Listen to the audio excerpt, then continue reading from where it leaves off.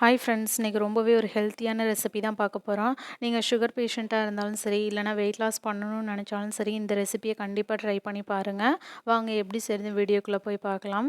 First இந்த recipe செய்கிறதுக்கு நான் ஒரு 1 கப் தெனை அரிசி எடுத்திருக்கேன். அது கூட ஒரு 1 டேபிள் ஸ்பூனுக்கு நான் ஜவ்வரிசி சேர்த்துருக்கேன். இப்போ இது ரெண்டையும் நல்லா நம்ம வறுத்துக்கலாம். நான் ஏன் ஜவ்வரிசி சேர்த்துருக்கேன்னா, இந்த ரெசிபிக்கு ஒரு சாஃப்ட்னஸ் கொடுக்கும். யூசுவலாகவே சிறுதானியம் எல்லாம் தண்ணியை நிறையாவே இழுக்கும்.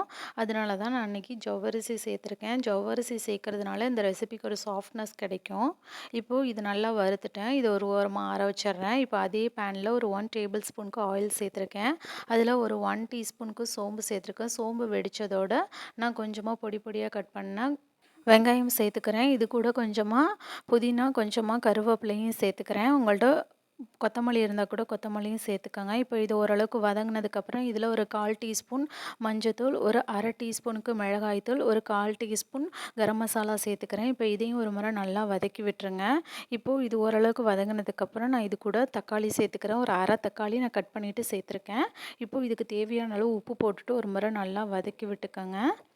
எல்லாம் ரொம்ப வதங்கணும்னு அவசியம் இல்லை. இதை திரும்பவும் நம்ம வேக வைக்க போகிறோம். அதனால் ஓரளவுக்கு வதங்கினா போதும். இப்போ இதில் ஒரு 3/4 கப்புக்கு நான் கடலை மாவு சேர்த்துக்கிறேன். உங்களுக்கு கடலை மாவு இல்லைன்னா நீங்கள் இந்த ஸ்டேஜில் நீங்கள் உருளைக்கிழங்கு வேக வச்சது கூட சேர்த்துக்கோங்க. என்கிட்ட கடலை மாவு தான் இருக்குது, அதனால் அதை நான் சேர்த்துக்கிறேன். உருளைக்கிழங்கு இல்லை.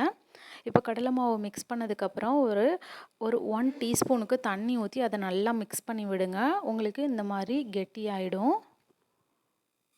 ரொம்ப தண்ணி ஊற்றிடாதீங்க. ஒரு 1/4 டம்ளருக்கு தண்ணி ஊற்றினா போதும். உங்களுக்கு உடனே இந்த மாதிரி இறுகிடும். அவ்வளோதான். இப்போ இது ஒரு ஓரமாக நம்ம ஆற வச்சுருவோம். நான் கடலை மாவு சேர்க்குறதுனால உங்களுக்கு உருண்டையாக பிடிக்க ஈஸியாக இருக்கும். அதனால தான் நான் கடலை மாவு சேர்த்துருக்கேன். இல்லைனா உருளைக்கிழங்கு சேர்த்துக்கோங்க. இப்போ நம்ம ஆல்ரெடி ஆற வச்சுருந்த அந்த தினை அரிசியை நல்லா ஒரு ஃபைன் பவுடராக அரைச்சி எடுத்திருக்கேன். இப்போ ஒரு பேனில் ஒரு டம்ளர் தண்ணி ஊற்றிக்கோங்க. இதுக்கு தேவையான அளவு உப்பு போட்டுக்கோங்க. இதில் நான் கொஞ்சமாக தேங்காய் எண்ணெய் ஊற்றிருக்கேன். இப்போ தண்ணி நல்லா கொதிச்சதுக்கப்புறம் அந்த தினை அரிசி இதில் நல்லா சேர்த்துட்டு மிக்ஸ் பண்ணி விட்டுக்கோங்க. இந்த ஸ்டேஜில் ஸ்டவ்வை லோ ஃப்ளேமில் வச்சுக்கிட்டு நல்லா இந்த மாதிரி நல்லா மிக்ஸ் பண்ணி விடுங்க. உங்களுக்கு அந்த தண்ணியெல்லாம் இழுத்துட்டு உங்களுக்கு ஒரு சப்பாத்தி மாவு கன்சிஸ்டன்சிக்கு வரும். அந்தளவுக்கு நல்லாவே நம்ம இதை மிக்ஸ் பண்ணி விட்டுக்கணும். நீங்கள் வெயிட் லாஸ் பண்ணுறீங்க அப்படின்னு நினச்சிங்கன்னா இந்த ரெசிபியை கண்டிப்பாக ட்ரை பண்ணுங்கள். இந்த அரிசியும் கண்டிப்பாக யூஸ் பண்ணுங்கள். நல்லாவே வெயிட் ரெடியூஸ் ஆகுறது தெரியும் விசிபிளாக. இந்த மாதிரி உங்களுக்கு பேனில் ஒட்டாமல் வரணும். சப்பாத்தி மாவு கன்சிஸ்டன்சிக்கு வரும் இது ஆறுனாக்க. இப்போ இது ஒரு ஓரமாக ஆற வச்சிடலாம். இப்போது எனக்கு எல்லாமே ஆறிட்டு ரெடியாக இருக்குது. இப்போ நான் கையில் கொஞ்சமாக ஆயில் அப்ளை பண்ணிவிட்டு அந்த மாவை நான் திரட்ட போகிறேன். கொழுக்கட்டை மாவு எப்படி திரட்டுவோமோ அதே மாதிரி திரட்டுங்க. ஆனால் நீங்கள் ஆயில் அப்ளை பண்ணுறதுக்கு பதிலாக நீங்கள் தண்ணி தொட்டு விட்டுக்கிட்டும் நல்லா திரட்டலாம். ஈஸியாக வந்துச்சு.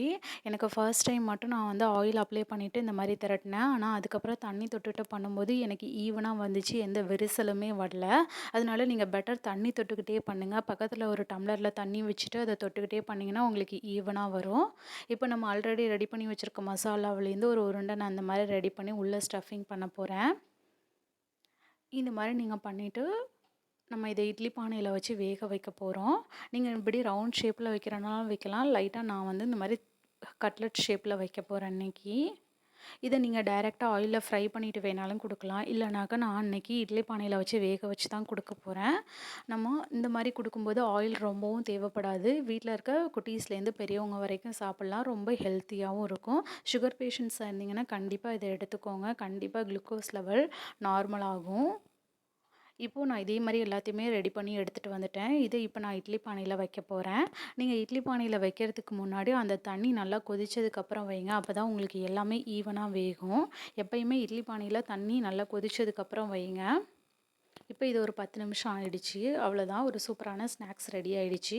நீங்கள் இப்படியே வேணாலும் சர்வ் பண்ணலாம். இல்லைனா லைட்டாக நீங்கள் எண்ணெயில் ஃப்ரை பண்ணிவிட்டு ஒரு 1 டேபிள் ஸ்பூனுக்கு பேனில் எண்ணெய் ஊற்றிட்டு அதை லைட்டாக டோஸ்ட் பண்ணி எடுத்துகிட்டு கூட கொடுக்கலாம்.